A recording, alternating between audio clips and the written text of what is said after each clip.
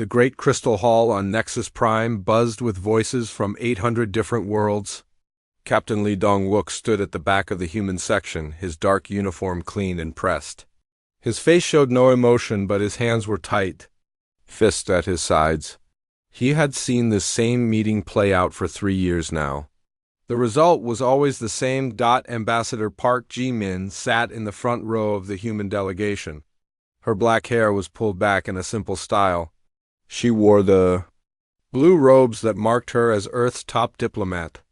In her hands she held a datapad with her prepared speech. She had worked on it for weeks, choosing each word with care. The massive hall stretched up toward the sky. Thousands of beings filled the curved seats. Some looked almost human. Others were so strange that Lee Dong-wook still felt surprised when he saw them. There were tall blue creatures with 4 arms, small furry beings that floated in clear bubbles, giant insects that clicked when they talked. All of them were here for the same reason, to decide the future of the galaxy. At the center of the hall sat the Council of Elders. These were the old races, the ones who had traveled between stars when humans still lived in caves. Prime Chancellor Morden was the oldest of them all. His thick reptilian skin was covered in scars from 1,000 battles. His yellow eyes missed nothing. Commander Kim Hae-won leaned over to whisper in Lee's ear. "The Zephyrian delegates look terrible," she said. Kim was in charge of keeping the human diplomats safe. She noticed everything that might be a threat. Lee looked across the hall. The Zephyrian section was mostly empty. Only 5 delegates sat there, and they all looked sick. Their normally bright green skin had turned gray. Some of them could barely sit up straight. "The plague is getting worse," Lee whispered back. "Half their worlds are already dead." 3 months ago, a strange disease had appeared in Zephyrian space. It spread fast, killing millions. The Zephyrians had asked the Council for help. They needed medical supplies and research teams. Most of all, they needed the galaxy's best doctors and scientists to find a cure the humans had wanted to help right away. Earth's medical ships were the best in the galaxy. Human doctors had saved lives on dozens of worlds. But the Council had said no. They wanted to study the situation first. They wanted to make sure helping the Zephyrians would not cost too much. While the Council talked and argued, more Zephyrians died every day. Chancellor Morden raised one clawed hand. The hall became quiet. His voice was deep and rough, like rocks grinding together. "We will now hear the human proposal regarding the Zephyrian situation." Park Ji-min stood up. She walked to the center of the hall with calm steps. When she reached the speaking platform, she activated her datapad. Her voice carried clearly through the hall's sound system. "Honorable Council members," she began.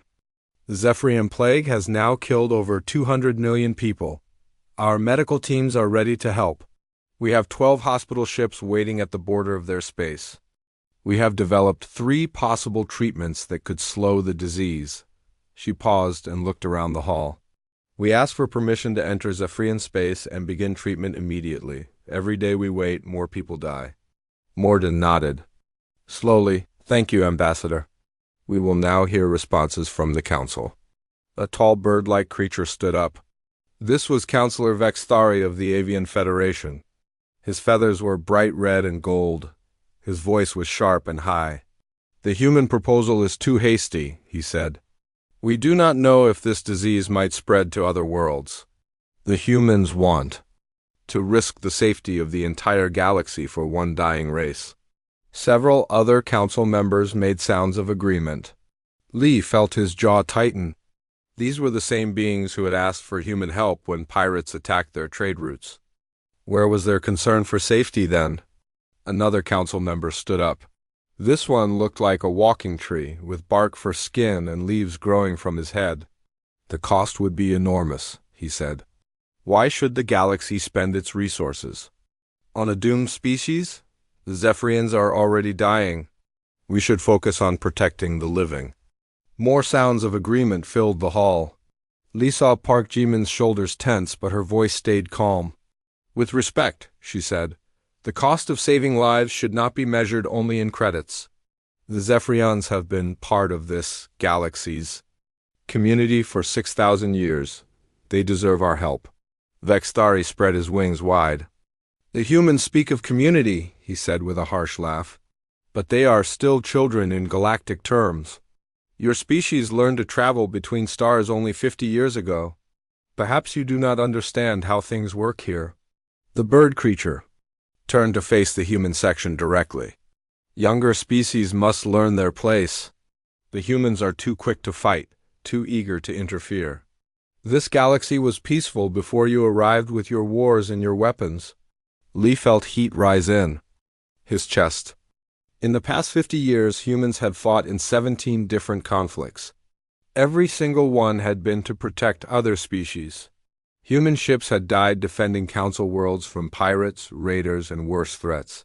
Human soldiers had bled on alien soil to keep the peace, but the Council saw only what they wanted to see. Park Ji-min's voice remained steady, but Lee could hear the anger underneath.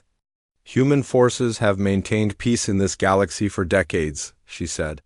We have lost over 30,000 soldiers protecting worlds that are not even our own. We have asked for nothing in return except to be treated as equals. Equals? Vextharius' laugh was like broken glass. You may have advanced quickly, but you are still newcomers.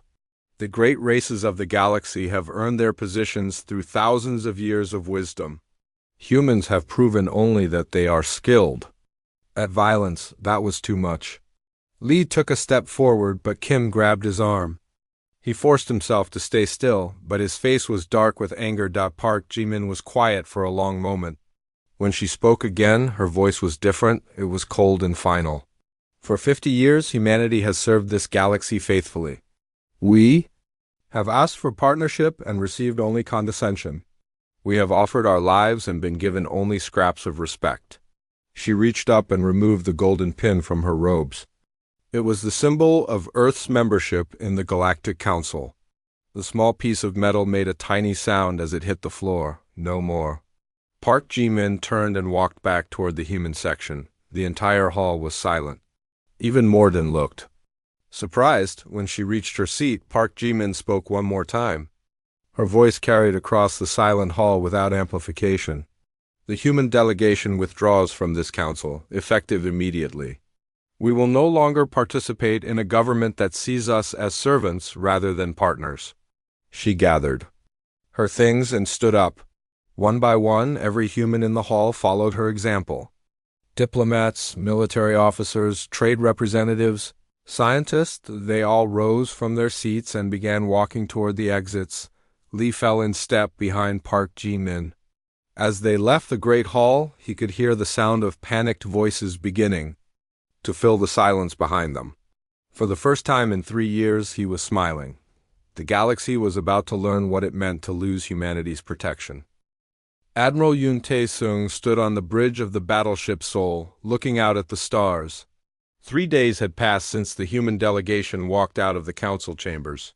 3 days since humanity had officially cut ties with the galactic government that had treated them like second-class citizens for 50 years. The admiral was a tall man with gray hair and calm eyes.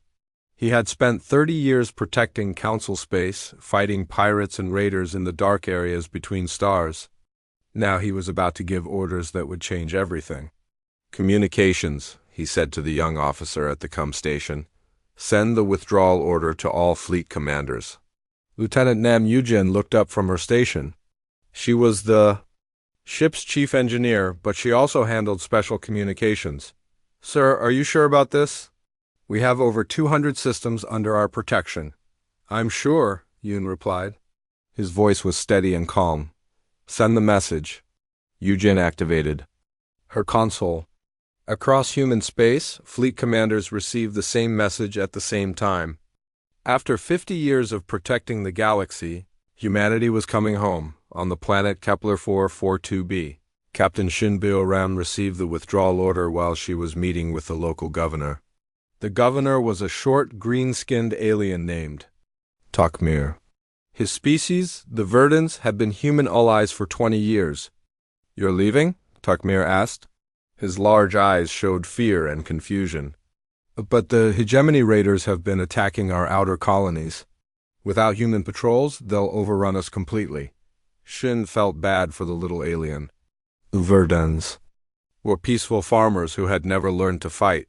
Human ships had protected their trade routes and farming worlds since first contact. I'm sorry, she said. But the Council has made it clear that humans are not welcome as equals. We can offer you something else, though. What? Takmir asked. Relocation, Shin replied. We can move your people to human space. You'll be safe there, and you'll be treated as full citizens, not subjects. Similar conversations were happening across the galaxy. On mining worlds, farming planets, and space stations, human commanders were explaining the situation to their alien friends. Some species, like the aquatic Delphinians, immediately asked to join human space. Others, like the proud Cathari, said they would try to defend themselves. Dr. Choyunji was having the hardest conversations of all.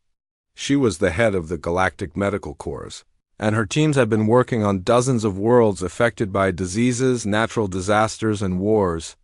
Now she had to tell dying patients that help was being withdrawn on the hospital ship Mercy. She gathered her staff for a final briefing. Most of her doctors and nurses were human, but some were aliens who had joined the medical service. We're pulling out of Council space, she announced. All medical stations in non-human systems will be evacuated within the week. A young Zephyrian doctor raised his hand. Dr. Keshta had been working with humans for 5 years, learning their advanced medical techniques. What about my people? He asked.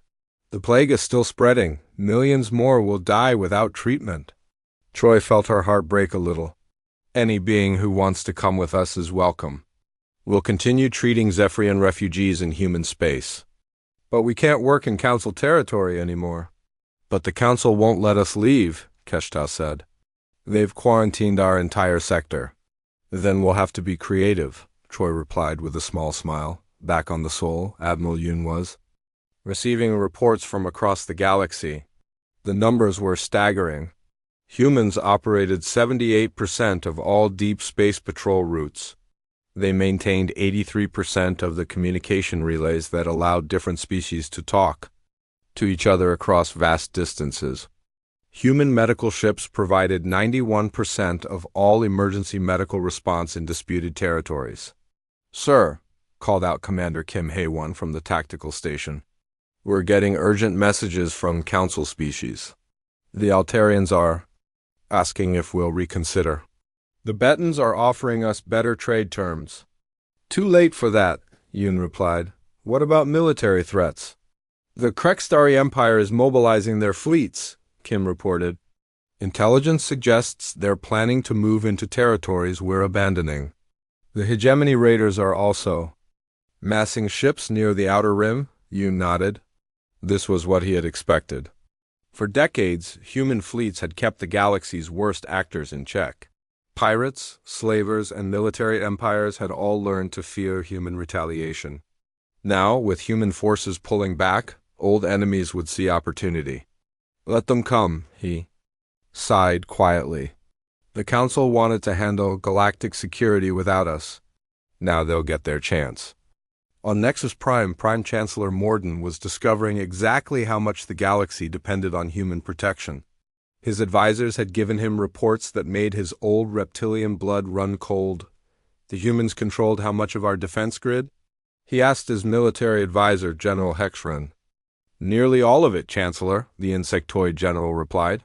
Human ships patrol most of our trade routes. Human bases guard our outer territories. Human intelligence networks track terrorist groups and pirate fleets. And they're all withdrawing? Yes. Sir, we estimate that within 2 weeks, over 60% of Council space will be completely undefended. Morden slammed his clawed fist on his desk. Send diplomatic envoys to Earth immediately.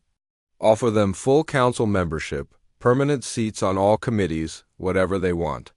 But when the Council's envoys arrived at Earth, they found that humanity was no longer interested in negotiations. President Lee Soo-jin, Earth's elected leader, met with them in a simple conference room instead of the grand halls they were used to. The time for negotiations has passed, she told them. For 50 years, we asked to be treated as equals. We were told we were too young, too aggressive, too different. Now we're choosing a different path. But the galaxy needs human protection, protested Ambassador Tethka, a tall, blue-skinned diplomat. Without your fleets, chaos will spread across hundreds of systems. That's the Council's problem now, Lee replied calmly. You wanted us to know our place. We have found it, away from you. As the Council envoys left Earth empty-handed, human fleets continued their withdrawal. But they weren't just leaving, they were building something new. Admiral Yoon had orders to establish defensive positions around human space and the systems of species that had chosen to join them. Captain Jang Woo-bin commanded a reconnaissance ship that was mapping the new boundaries. His ship, the Explorer, was fast and well-armed. As he surveyed the edge of human space, he saw something that made him smile. Refugee ships were arriving from across the galaxy. The Delphinians had sent their entire population, millions of aquatic beings in massive, water-filled vessels. The peaceful Verdans were coming in farming ships loaded with their families and livestock. Even some individual members of Council species were defecting, asking for asylum in human space. It looks like we're not alone after all, his first officer, Lieutenant Park Soo-young, observed as she watched another refugee fleet arrive. No, Jang agreed. Turns out there were a lot of species who were tired of the Council's rules too. Within 2 weeks of the human withdrawal, the galaxy's political map was changing. Species that had been ignored or mistreated by the Council were leaving to join humanity. Trade agreements that had favored the old, established races were being abandoned. Communication networks that had connected thousands of worlds were going silent as human technicians shut down their equipment on his flagship. Admiral Yoon received a final transmission from Chancellor Morden. The old reptilian leader's image appeared on the main screen, and for the first time in years he looked desperate. Admiral Yoon, Morden began, surely we can reach some agreement. The galaxy is falling into chaos without human protection. Pirates are attacking trade convoys. The hegemony is threatening our outer worlds. We need your help. Yoon looked at the Chancellor for a long moment before responding. For 50 years, humanity bled for this galaxy. We lost thousands of soldiers protecting worlds that weren't our own.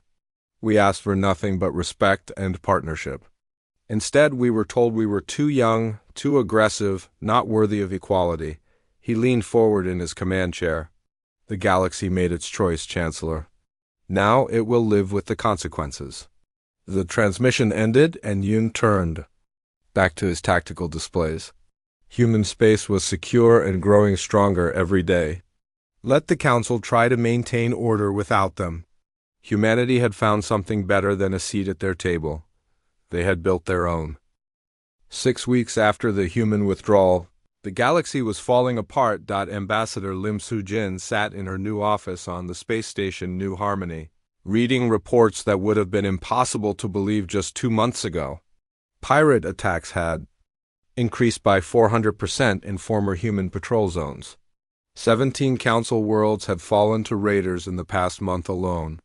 The ancient trade routes that had connected civilizations for thousands of years were becoming too dangerous to use. Lim was humanity's former liaison to the Council. Now she was building something completely different, the Free Species Alliance. Her office walls showed a growing map of Alliance territory, marked in green instead of the Council's traditional blue. Every day, more species asked to join. Ma'am, called her assistant, a young Verdanian named Hepali. The small green alien had learned to speak perfect human languages in just weeks. The Rukari delegation has arrived for their membership interview. Send them in. Lim replied. The Rukari were a species of crystalline beings who lived in the asteroid belts around dead stars. They had applied to join the Council dozens of times over the past century, but were always rejected. The Council said they were too primitive. Because they didn't have traditional planets or cities, 3 Rukari entered the office, their crystal bodies reflecting the light in rainbow patterns. Their leader, a being called Resonance of Hope, spoke through harmonic vibrations that the room's computers translated into words. We offer our singing crystals for communication across the void, Resonance of Hope said. Our people can speak instantly across any distance. The council called this magic and said it was not real science? Lin smiled. The Alliance values all forms of technology and culture. If you can help our member species communicate better, we'd be honored to have you join us. It was that simple. No years of applications, no committees of old species deciding if the Ricari were worthy. Within an hour, the Ricari became the 49th member of the Free Species Alliance. Meanwhile, Captain Zhang Wubin was learning just how dangerous the galaxy had become without human protection. His reconnaissance ship Explorer was investigating reports of a massive pirate fleet near the Outer Rim. What he found was worse than anyone had imagined. "Captain," reported his sensor officer, Lieutenant Cho Minji, "I'm reading over 300 ships, mixed classes, but all heavily armed. They're heading toward Council space." Through the Explorer's viewports, Zhang could see the largest pirate fleet ever assembled. Ships from a dozen different criminal organizations had joined together, attracted by the sudden lack of human patrols. In the old days, a fleet this size would have been detected and destroyed before it could threaten any civilian targets. "Are they planning to attack specific worlds?" Zhang asked. "Yes, sir," Cho replied, checking her long-range sensors. "Their course will take them through the colony system. 3 billion civilians live there." Zhang felt his jaw tighten. The colony were peaceful traders who had never built a real military. They had always depended on human protection. Now they were about to face the largest pirate attack in galactic history. "Send a warning to the colony government," he ordered. "Tell them to evacuate their orbital stations immediately." "Should we contact Council forces?" asked his first officer. "What? Council forces?" Zhang replied grimly. "Check the tactical reports. The Council's own fleets are spread so thin they can barely protect their capital worlds." As if to prove his point, the Explorer's communications officer received an emergency transmission from the Kelani Prime Minister. The small, furry alien appeared on screen, his ears flat with fear. "Human ship," the Prime Minister said. "We detect a large fleet approaching our system. Our defense platforms are 40 years old and barely functional. Can you help us?" Zhang wanted to help, but his orders were clear. Human ships were no longer to engage in combat outside of Alliance space. "I'm sorry, Prime Minister. I can warn you about the threat, but I cannot intervene militarily." "Then we are doomed," the alien said quietly before ending the transmission. On the other side of the galaxy, Dr. Choi Eun-ji was facing her own moral crisis. The Zephyrian plague had spread to 3 more systems, but her medical ships were forbidden from entering Council space. She had managed to evacuate about 50,000 Zephyrians to human space, but millions more were still dying on their home worlds. "Doctor," called her assistant, Dr. Pak In-ho, "we're receiving another emergency medical request from the Altarian system. Food poisoning from contaminated grain shipments. 60,000 people affected, including children." Choi closed her eyes. The Altarians had been human allies for decades. Their children had played with human children on joint colony worlds, but Altair was still Council territory. "We can't go there officially," she said, "but get me a volunteer crew. Small, fast medical ship. If anyone asks, they're on a training mission that accidentally strayed into Council space," Pak smiled. "I'll start preparing the medical supplies." While individual humans found ways to help their former allies, the larger galactic situation continued to deteriorate. On Nexus Prime, Chancellor Morden was discovering that the galaxy's other military powers were not suitable replacements for human protection. "The Krextari mercenaries you hired," reported General Hexron. "They've been demanding payment in advance. And they refused to protect civilian evacuation routes during the recent pirate attacks. What about the Ethereal Collective?" Morden asked. "They offered to provide psychic defense networks." "Yes, sir, but their price is complete mental submission from any species they protect. Essentially, they want to control the thoughts of everyone under their protection." Morden's claws scraped against his desk. "Every alternative to human protection came with unacceptable costs. The humans had asked for nothing but respect and equal treatment. Now the galaxy was learning the difference between protectors and conquerors. A new report arrived that made the situation even worse.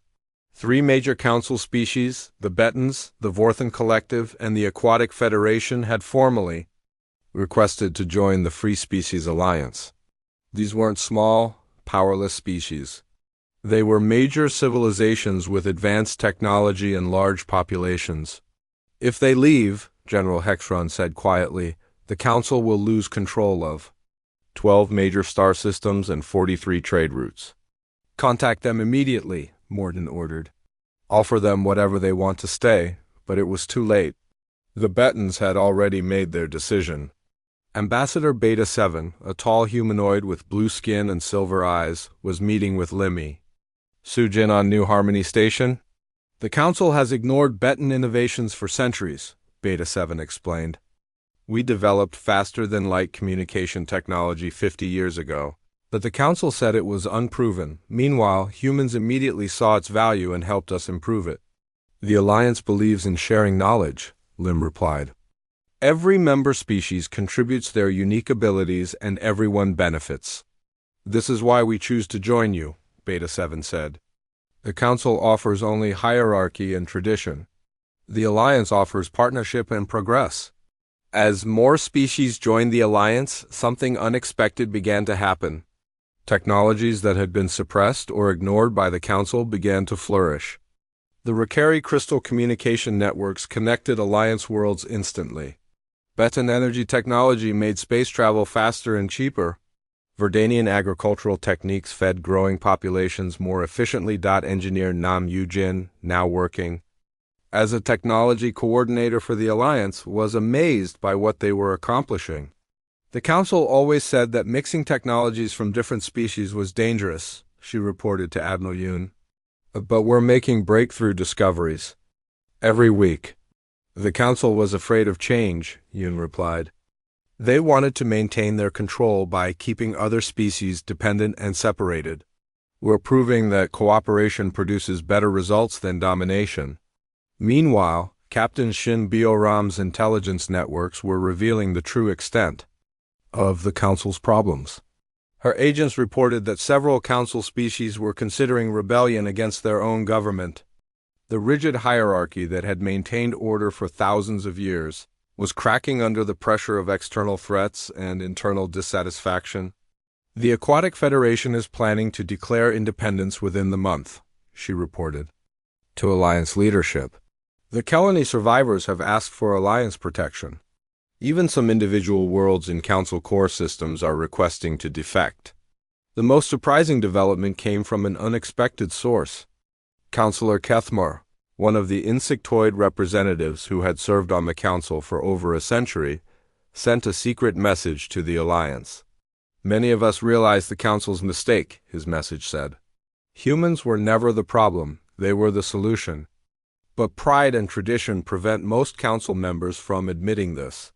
Some of us want to join your alliance, but we fear retaliation from hardline Council forces. The galaxy was splitting in two. On one side was the old Council, clinging to ancient traditions and hierarchies while losing more territory every day. On the other side was the growing alliance, built on cooperation and mutual respect, attracting new members with promises of equality and shared prosperity. But the real test was still coming. The massive pirate fleet that Captain Zhang. The emergency alert reached Fleet Admiral Baek Ji-hoon at 0347 hours. His flagship, the Inchin, was patrolling the edge of Alliance space when the message came through. The massive pirate fleet had reached the Kelani system and begun their attack. Baek was in his 50s, with gray streaks in his black hair and scars from 20 years of space combat. He had fought pirates, raiders, and worse threats across the galaxy, but his current orders were clear. Alliance forces were not to engage in combat outside Alliance territory. "Sir," called his communications officer, Lieutenant Omi Young, "we're receiving emergency transmissions from Kelani Prime. The planet's orbital defenses are already failing." On the main screen, Baek could see scattered reports from the battle. The pirate fleet had over 300 ships, ranging from small raiders to converted military cruisers. The Kelani had only 12 defense platforms and a handful of patrol boats. It wasn't a battle, it was a massacre. "Admiral," O said quietly, "there are civilian evacuation ships trying to escape the planet. The pirates are targeting them specifically." Beak closed his eyes. In the old days, human fleets would have been in the Kelani system within hours. They would have driven off the pirates and protected the evacuations. Now, he was supposed to watch millions of innocent people die because of political boundaries. "Get me Admiral Yoon," he ordered. The connection took several minutes to establish. When Admiral Yoon appeared on screen, his face was grim. "I know what you're going to ask, Beak. The answer is no. We can't intervene militarily in Council space. Sir, there are 3 billion civilians in that system. We can reach them in 6 hours. And then what?" Yoon asked. "Do we become the Council's military again? Do we go back to fighting their battles while they treat us like servants?" Beak understood the logic, but his conscience wouldn't let him accept it. What if we frame it differently? Not a military intervention, but a humanitarian rescue operation. Yoon was quiet for a long moment. "Explain." "We go in fast, evacuate as many civilians as possible, and leave. We don't engage the pirates directly unless they attack us. We're not defending Council territory, we're saving innocent lives." "The Council will see it as interference," Yoon warned. "Let them," Beak replied. "Some things are more important than politics." After another long pause, Yoon nodded. "You have permission for a humanitarian rescue operation. But Beak, if you engage those pirates, you do it to protect evacuation. Ships only, don't turn this into a war. Understood, sir."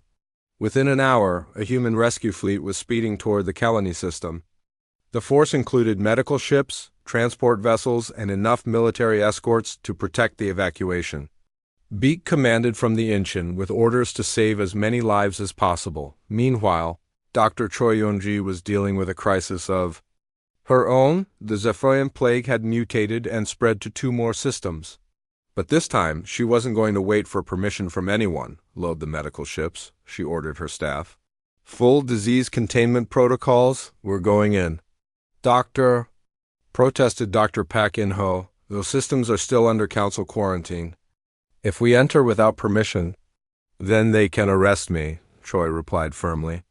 "I didn't become a doctor to watch people die because of politics." Her medical fleet, 12 ships carrying the galaxy's most advanced medical technology, jumped to hyperspace heading for Zephyrian territory. If the Council wanted to stop them, they would have to shoot at hospital ships. Back in the Kelani system, the situation was desperate.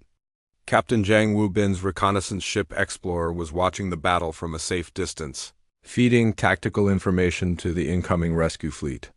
"Captain," reported Lieutenant Cho Minji, "the pirates have destroyed 4 orbital stations and are landing troops on the northern continent. I'm detecting massive civilian casualties." On screen, Jang could see burning cities and fleeing refugees. Children were crying for their parents. Families were separated in the chaos. The peaceful Kelani had never experienced warfare like this. "Where are the Council forces?" Jang asked grimly. "The nearest Council fleet is 8 hours away," Cho replied. "They're saying they need time to assess the situation before responding." 8 hours. By then, the Kelani civilization would be destroyed, but then new contacts appeared on the sensors. The human rescue fleet dropped out of hyperspace at the edge of the system, led by Admiral Beak's flagship. The timing was perfect. The pirates were spread out across the system, focused on looting rather than fighting. "All civilian ships," Admiral Beak broadcast on all frequencies. "This is the Alliance Rescue Fleet. Head for the outer system. We'll provide escort to safety." The response was immediate. Thousands of Kelani evacuation ships changed course toward the human fleet, but the pirates noticed too. A group of about 50 pirate vessels moved to intercept the evacuation. Colonel Omi Young, now commanding a squadron of Alliance fighters, received her orders from Admiral Beak. "Protect the evacuation ships. Only engage pirates if they threaten civilian vessels." "Understood, sir," O replied. She had been waiting for this moment. The pirate ships opened fire on a group of colony refugee transports carrying families with young children. O's fighters responded instantly, their advanced weapons destroying the attacking pirates within minutes. Other pirate groups tried to attack different evacuation routes, but Alliance forces were ready for them within 6 hours. The human rescue fleet had evacuated over 2 million colony civilians. They didn't try to retake the system or drive off. All the pirates. That would have been a military action. Instead, they focused purely on saving lives and getting innocent people to safety. As the rescue fleet prepared to leave with their refugee cargo, Admiral Beak received an angry transmission from Chancellor Morden. Admiral Beak, the old reptilian's voice was full of fury. You have violated Council space without permission. This is an act of war. Chancellor, Beak replied calmly, we conducted a humanitarian rescue operation. We saved innocent lives while your forces were still assessing the situation. If saving children from pirates is an act of war, then perhaps you need to examine your priorities. The transmission ended, but Beak knew the real message had been sent. Across the galaxy, beings had watched the Alliance save millions of lives while the Council debated and delayed. They had seen the difference between humanitarian action and political maneuvering. Dr. Choi's mission was equally successful. Her medical teams entered Zephyrian space and began treating plague victims immediately. They didn't ask for permission or wait for Council approval. They simply started saving lives. Within days, the plague spread began to slow. Choi's teams had developed new treatments that were 70% effective against the mutated strain. Millions of Zephyrians who would have died were now recovering. But the most important development was happening in Council space itself. As news of the colony rescue spread, more Council species began to question their government's priorities. The Aquatic Federation formally announced their departure from the Council. The Betan worlds declared independence and immediately joined the Alliance. Even more shocking, 3 individual Council worlds voted to leave their species' governments and join the Alliance directly. These worlds were tired of being ruled by distant councils that cared more about politics than people. Ambassador Lim Soo-jin found herself processing dozens of membership applications every day. The Free Species Alliance was growing faster than anyone had imagined. What had started as a small group of refugee species was becoming a major galactic power. We now have 87 member species, she reported to Alliance leadership. Our territory includes over 400 star systems. We're providing better protection and services than the Council ever did. The numbers told the story. Alliance space had lower crime rates, better medical care, faster communication networks, and more efficient trade routes than Council territory. Species that joined the Alliance saw immediate improvements in their quality of life. Scientist Quan Jae-hyun was making breakthrough discoveries by combining technologies from different Alliance species. Rakari crystal communications, Betan power systems, human weapons technology, and Verdanian biotechnology were creating innovations that surpassed anything the Council had developed in centuries. We've achieved faster-than-light communication across the entire Alliance network, he reported. We've developed universal medical nanites that can treat diseases from any species. We've created self-repairing spacecraft that use living metal from the ferrite worlds. The technological advantages were impressive, but the cultural changes were even more important. Alliance species worked together as equals, sharing knowledge and resources freely. There were no senior races or junior species, just partners, working toward common goals. As the Alliance grew stronger, the Council grew weaker. Diplomat Hong Seung-woo, who had been monitoring Council communications, reported increasing desperation from Nexus Prime. 3 more major species are planning to leave the Council, he reported. Chancellor Morden's government is facing rebellion from within. Some Council members are calling for his replacement. The galaxy was transforming, and humanity had shown everyone what real leadership looked like. Not through domination or hierarchy, but through service and cooperation. The trembling had begun, and there was no going back. 2 years after humanity abandoned the Galactic Council, President Park Sang-wook stood before the largest gathering of species in galactic history. The first interspecies assembly was meeting on New Harmony, a space station built by 12 different species working together. Park was a woman in her 60s with kind eyes and a calm voice. She had been elected leader of the Human Colonial Federation after the Old Earth government stepped down to join the alliance system. Today, she would address representatives from 137 different species. The assembly hall was amazing to see. Unlike the rigid, hierarchical layout of the old council chambers, this space was designed for equals. Circular. Seating allowed everyone to see everyone else. Translation systems provided real-time communication in over 300 languages. The walls showed live feeds from Alliance worlds across the galaxy. Friends and partners, Park began, her voice carrying clearly through the advanced sound system. 2 years ago, humanity was told we were too young, too aggressive, too different, to be treated as equals. Today we gather not as rulers and subjects, but as family. The response was immediate and overwhelming. Beings from dozens of species stood and cheered. The Rukari sang harmonic crystals that filled the hall with beautiful music. The Delphinians splashed in their water tanks with joy. Even the normally quiet Verdans raised their small voices in celebration. Admiral Lee So-young, the youngest admiral in human history, watched from the military section. At 35, she commanded integrated fleets where human tactical skills combined with alien technologies. Her ships included aquatic crews who could fight underwater, crystalline beings who provided instant communication, and energy creatures who could repair damage in seconds. The old way of doing things is over, Park continued when the cheering stopped. We don't have senior species and junior species. We don't have ancient races ruling over newcomers. We have partners, each contributing their unique gifts to make all of us stronger. In the audience, Dr. Choi Yun-ji smiled as she listened. Her medical corps now included doctors from 40 different species, each bringing their own knowledge of biology and healing. Diseases that had plagued the galaxy for centuries were being cured by combining human medical technology with alien biological understanding. Look what we have accomplished together, Park said, gesturing to the displays. On the walls, crime in Alliance space has dropped by 60%. Medical response times have improved by 80%. Scientific discoveries are happening faster than ever before. The displays showed the remarkable progress. Alliance worlds were prosperous and peaceful. Trade flowed freely between species that had never trusted each other before.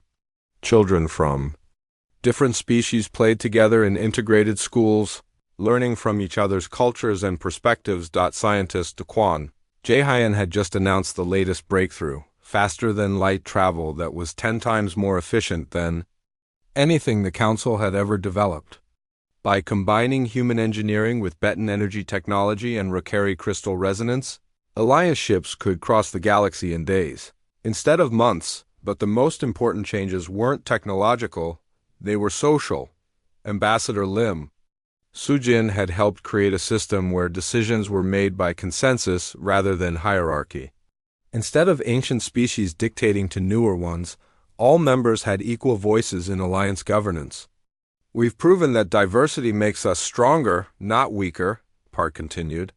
When species work together as equals, we achieve things that none of us could accomplish alone. As she spoke, reports were coming in from across the galaxy. The Council was collapsing faster than anyone had expected. In the past month, 15 more species had left to join the Alliance. Several Council worlds had declared independence and requested Alliance protection. Captain Shinbu Oram, now head of Alliance intelligence, had been monitoring the situation. Her reports showed that the Council controlled less than 30% of its original territory. Chancellor Morden's government was facing open rebellion from within, and several Council species were negotiating secret deals with the Alliance. The Council sent another diplomatic mission last week, Shin reported to Alliance leadership. They're offering complete autonomy for any species that stays, plus shared control of all Council institutions. Too little, too late, replied Admiral Yoon, who now served as Alliance Defense Coordinator. They had 50 years to treat us as equals. They chose hierarchy and condescension instead. The contrast between the two systems couldn't be clearer. Council space was plagued by pirate attacks, communication failures, and economic collapse. Alliance space was secure, prosperous, and growing stronger every day. In the assembly hall, Park was reaching the climax of her speech. Today, we announced the next phase of Alliance development. Any species, any world, any being who wants to join our family is welcome. We judge not by age or military power, but by willingness to work together for the good of all. The announcement caused a sensation. Unlike the Council's complex membership requirements and waiting periods, the Alliance offered immediate acceptance. To anyone who embraced their principles of cooperation and equality, within hours of the announcement, applications began pouring in. Entire Council species applied for membership. Individual worlds broke away from their governments to join the Alliance. Even some members of the Council's own ruling body sent secret messages asking about defection procedures. Colonel Omi Young, now commanding Alliance Special Forces, received an unusual mission request. 3 Council worlds in the same system had voted to join the Alliance, but they feared military retaliation from hardline Council forces. They needed protection during the transition. It's not a military action, O explained to her team. We're providing security for legitimate government transitions. These worlds have voted democratically to change their allegiance. Her forces arrived just as Council military ships appeared to restore order. But when the Council commanders saw Alliance fleets protecting the defecting worlds, they realized they were outmatched. Alliance technology had advanced far beyond anything the Council possessed. The encounter ended without shots fired. The Council ships withdrew, and the 3 worlds joined the Alliance peacefully. It was becoming clear that the old galaxy was gone forever. Dr. Kwan's research teams made another breakthrough that week. By studying the biological processes of 12 different species, they developed universal medical nanots that could adapt to any known form of life, diseases, injuries, and genetic disorders that had been untreatable for thousands of years were now curable. We're not just sharing technology, Kwan explained to the assembly. We're creating entirely new fields of science by combining different species knowledge. Human engineering, Ricari resonance theory, Verdanian biology, Betan energy physics. Together, they're revealing secrets of the universe that no single species could discover alone. The Alliance was becoming something unprecedented in galactic history, a truly cooperative civilization, where different species maintained their unique cultures while working toward common goals. On the other side of the galaxy, Chancellor Morden sat in his empty council chamber, staring at reports of another species' defection. The hegemony raiders, no longer held in check by human forces, had overrun 6 more council systems. The Krekstari mercenaries he had hired were demanding triple payment and threatening to switch sides. A communication request came through from the Alliance. President Park's face appeared on his screen, and for the first time in years, she looked sympathetic rather than angry. Chancellor, she said gently, the galaxy has moved beyond the old ways. The age of councils and hierarchies is ending. All species are welcome to join us as equals. Morden looked at the human leader for a long moment. His pride wanted to refuse, to maintain the ancient dignity of his office. But his wisdom recognized the truth. The galaxy had already chosen its future, and that future belonged to cooperation, not domination. What would membership require? He asked quietly. Only what we asked for 50 years ago, Park replied. Equal treatment, mutual respect, and willingness to work together for the common good. 6 months later, the transition was complete. The Galactic Council officially dissolved, with most of its former members joining the Alliance. Chancellor Morden himself took a position as an elder advisor, his vast experience valued but not elevated above others. The galaxy had been transformed. Where once there had been hierarchies and ancient prejudices, now there was cooperation and mutual respect. Where once junior species had been told to know their place, now all beings were free to contribute their unique gifts on New Harmony.